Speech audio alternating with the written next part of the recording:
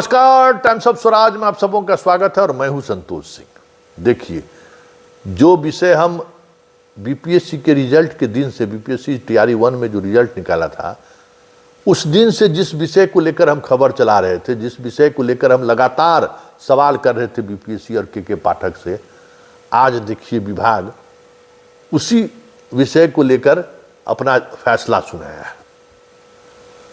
और फैसला ये है कि बिहार के बाहर की जितनी भी महिलाएं हैं, लड़कियां हैं, उनको रिजर्वेशन का लाभ नहीं मिलेगा। इसलिए ऐसे जितने भी शिक्षिका बहाल हुई हैं, उनकी सेवा समाप्त मानी जाएगी। लेकिन बड़ी बात यह है कि 11, 12, 14 महीना से जो लोग वेतन लिया है ऐसा लोग, तो जिम्मेवारी तय होगी ना, और होनी चाहिए ना। जब अरवल का शिक्षा पदाधिकारी इस बात को लेकर नियुक्ति लेने से मना कर दिया कि नहीं, हम नियुक्ति नहीं ले सकते, हम आपको ज्वाइन नहीं करा सकते हैं, क्योंकि ये बिहार के ही लड़कियों को सिर्फ 55 नंबर का जो है सीटेट में जो है सो छूट मिलता है। ये बातें हैं, हम ये लाभ बाहर के लड़कियों को नहीं दे सकते हैं। और उस मामले में वो लड़की हाई कोर्ट चली गई, बाकी सारा जिला सब अपॉइंटमेंट कर लिया। और जब हंगामा शुरू हुआ तो शो कॉज पूछ रहा है, शो कॉज पूछे हुए कई जिला में 2 महीना से हो गया, तब तक वेतन उठाया। मतलब करोड़ों का करोड़ों वेतन उठा के अयोग्य लोग जो हैं मस्ती कर गए। लेकिन विभाग अब कह रही है कि हाँ, ये गलती है, सही किया हमारा अरवल का अधिकारी। तो बाकी अधिकारी किस आधार पर जो है ज्वाइन करा लिए? बाकी अधिकारी इतने दिनों तक कैसे उनको सैलरी दिए? बाकी अधिकारी सैलरी दिए, पोस्टिंग में बने रखे, तो उस पर कोई कार्रवाई होगी कि नहीं होगी? कि सिर्फ इस आधार पर कि निर्णय लेता है तो गलती होगा ही, उसको आप माफ कर दीजिएगा? क्या अतुल प्रसाद बीपीएससी में जो इन्होंने किया है, क्या इसकी सजा इनको नहीं मिलनी चाहिए? अब तो ये चेयरमैन नहीं है, इन पर एफआईआर दर्ज नहीं होना चाहिए? ये हजारों स्टूडेंट के भविष्य के साथ इन लोगों ने खिलवाड़ किया, हजारों बिहार की बेटियों को नौकरी से ही वंचित कर दिया। के पाठक को सजा नहीं मिलनी चाहिए? के पाठक पर मुकदमा दर्ज नहीं होना चाहिए? आनंद फानंद में बिना जांच किए हुए सबको ज्वाइन करा दिए। तो क्या सरकार इन लोगों से वेतन की रिकवरी की बात कर सकता है क्या? जो दोषी अधिकारी है उनसे वेतन की रिकवरी करिए। उस छात्रा का क्या दोष है? उसको तो आप परीक्षा लिए, आप ही पास किए, आप ही पोस्टिंग किए, अपना वेतन ले, पढ़ा रही है, वेतन ले रही है। लेकिन आप जो निर्णय लेने में घालमेल किए, आप जो निर्णय नहीं लिए, आप अयोग्य लोगों को बहाल कर दिए, तो आपको तो पनिशमेंट मिलना चाहिए। तो आज जो माध्यमिक शिक्षक के जो पदाधिकारी महोदय हैं, पंकज कुमार जी, जो नोटिफिकेशन निकाले हैं, तो इस नोटिफिकेशन का मतलब क्या है? और अब देख लीजिएगा, इस नोटिफिकेशन के बाद वो भी 4-5 महीना ये लोग घींच देगा। समझ गए ना?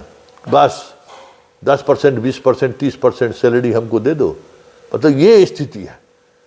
कफन पर से पैसा उठाने वाला है शिक्षा विभाग का पदाधिकारी सब। हाल यही है कि जो मास्टर मरने पर रहता है ना, कैंसर पीड़ित हो गया बेचारा, उससे भी पैसा वसूलता है। ऐसा है ये लोग।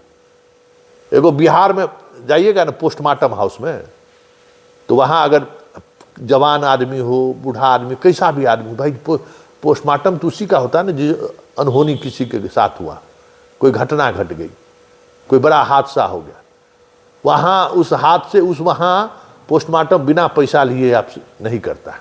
आप सोच लीजिए, तो पोस्टमार्टम से ये पूरा परिवार, पूरा समाज जिसमें सदमा में है, वहाँ भी घूस लेने से बाज नहीं आता है। वहाँ घूसे लेकर पोस्टमार्टम करता है। यही शिक्षा विभाग है कि आदमी नियम कानून से कोई मतलब नहीं है, किसी भी हद तक चल जाएगा पैसा के लिए। अरवल तो बहुत छोटा जिला है ना। वहाँ का जिलाधिकारी ने, जिला शिक्षा पदाधिकारी ने जब इस बात को लेकर आपत्ति जाहिर की और उसको ज्वाइन नहीं बबीता कुमारी को करने दिया और वो हाई कोर्ट चली गई, तो फिर बाकी राज्य के जितने शिक्षक हैं, ऐसे शिक्षक जिनको 60% शिक्षिका कम नंबर था, उसको कैसे ज्वाइन ले लिया? और रिजर्वेशन, महिला रिजर्वेशन का भी आप महिला रिजर्वेशन वाला भी जजमेंट आने वाला है, वो भी जल्द जजमेंट आएगा कि महिलाओं को आप कैसे, अदर स्टेट के महिलाओं को आपने कैसे रिजर्वेशन का लाभ दे दिया। अतुल प्रसाद परा हॉरिजेंटल वर्टिकल समझा रहे थे, अब जवाब देंगे ना।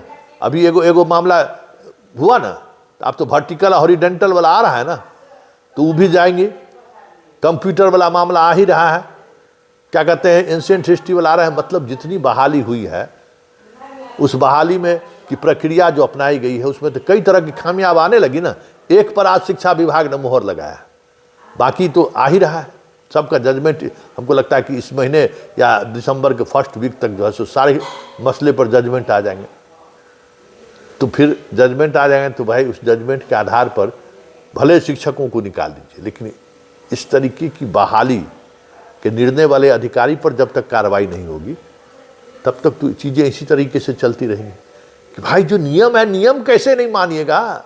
नियम सीतर आप नहीं है ना, कहेगा हमको निर्णय लेना था, ठीक है निर्णय लेना था, तो इसका क्या मतलब है नियम के विपरीत आप निर्णय ले लीजिएगा। जो दूसरे राज्यों के स्टूडेंट को जो रिजर्वेशन जो यहाँ आएगा तो वो जनरल में ट्रीट होगा, तो फिर आप उसको कैसे रिजर्वेशन का लाभ दीजिए। सामान्य प्रशासन विभाग का तो चीख कर कई मसलों पर जजमेंट फैसला है। अब बताइए, विकलांग को भी दे दिया है, अदर स्टेट के विकलांग को भी लाभ दे दिया ये लोग और उसको नौकरी दे दिया। भाई क्या है, क्या अंधेर गर्दी है। इसलिए क्या आप पर कार्रवाई नहीं हो रही है, इसलिए क्या आप मदमस्त हैं कि कुछ होने वाला नहीं है, जितना कमाना है कमा लो, कफन पर से भी पैसा निकालना हो कफन निकाल कर भी बेच लो।